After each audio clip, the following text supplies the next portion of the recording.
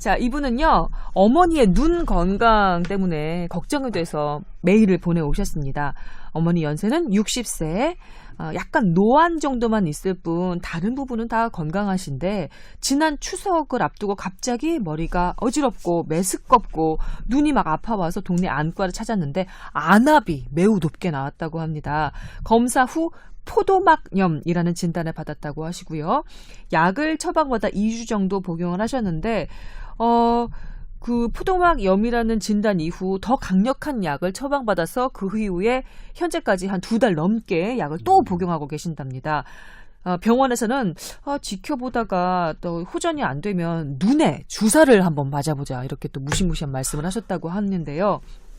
어머니 증상을 다시 한번 말씀드리면 비문증, 뭔가 날파리 같은 게 눈 시야에서 이렇게 어른어른거리는 비문증이 심하고 시야가 매우 흐리며 불빛을 보면 달무리가 아니는 듯 어른어른하게 보이면서 눈이 많이 부시다고 합니다.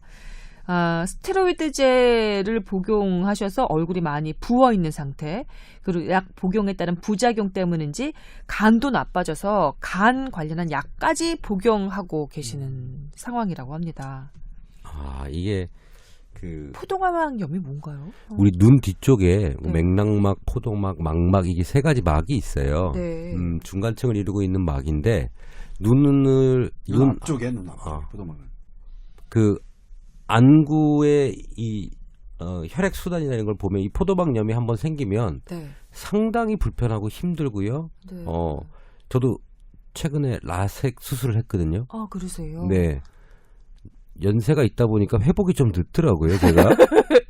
보통은 라섹하면 한 2주, 3주면 회복이 되는데 저는 한 석 달 정도 걸린 것 같아요. 꽤 오래 가셨네요. 눈이 정말 불편하더라고요. 아프고 따갑고 눈물 나고 이런 것뿐만 아니라.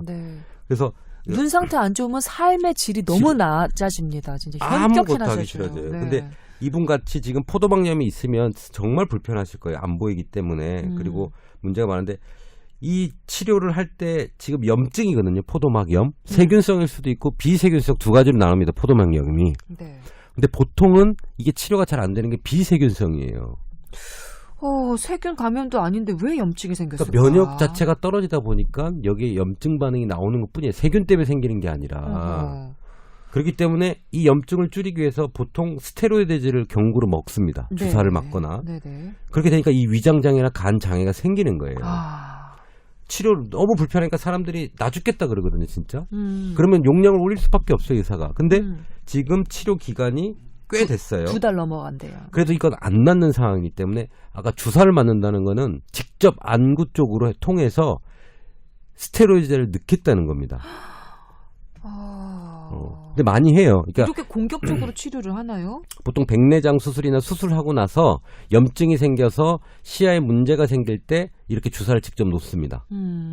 많이 하는 시술이에요. 그래요? 안과 전문의들이 염증이 좀 심하다 싶을 때는 이 항염증제인 스테로이드를 쓰는 방법이거든요. 네. 그래서 이 먹는 경구약 스테로이드가 지금 안 될 때 할 수 있는 치료 방법은 주사. 직접적으로 주사하는 치료 방법이 한 가지가 있고, 그리고 최근에 개발된 게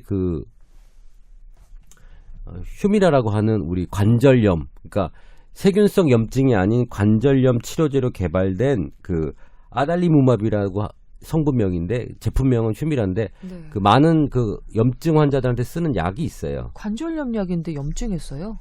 그러니까 관절염이잖아요. 이게 세균성이 아니잖아요, 그죠? 근데 포도막염인데도 상관없어요? 그게 이제 승인이 났어요. 유럽에서. 그래요? 유럽에서 이제 효과가 있다. 포도막염에 고생을 너무 사람들이 많이 하니까. 그래서 사실 포도막염 환자가 꽤 한의원에 많이 와요. 네. 전문적으로 하는 한의원들도 많고.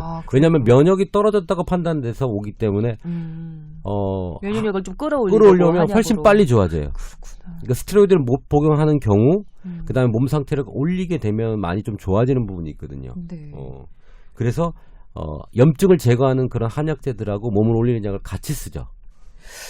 저 이거 정말 궁금합니다. 제가 좀 폐렴도 많이 걸려봤고요. 그다음에 면역력이 떨어지니까 몸에 종기도 많이 났었거든요. 근데 이렇게 스테로이드 제제와 항생제가 들어있는 어떤 약을 복용을 하면 약을 쓸 때는 아주 쉽게 가라앉아요, 증상이.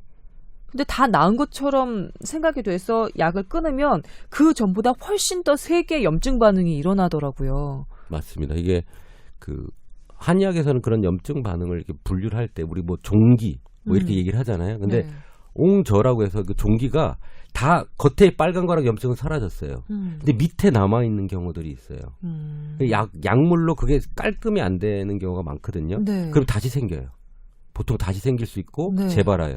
그래서 그걸 하려면 내 체내에 있는 면역력에 있는 뭐 면역 물질들 있잖아요. 네. 뭐 임토페론이나 TNF도 이런 면역 물질들이 와가지고 마무리를 싹 해줘야 되거든요. 사실은. 그러려면 사실은 체내에 있는 면역이 올라가야 되는 게 맞아요.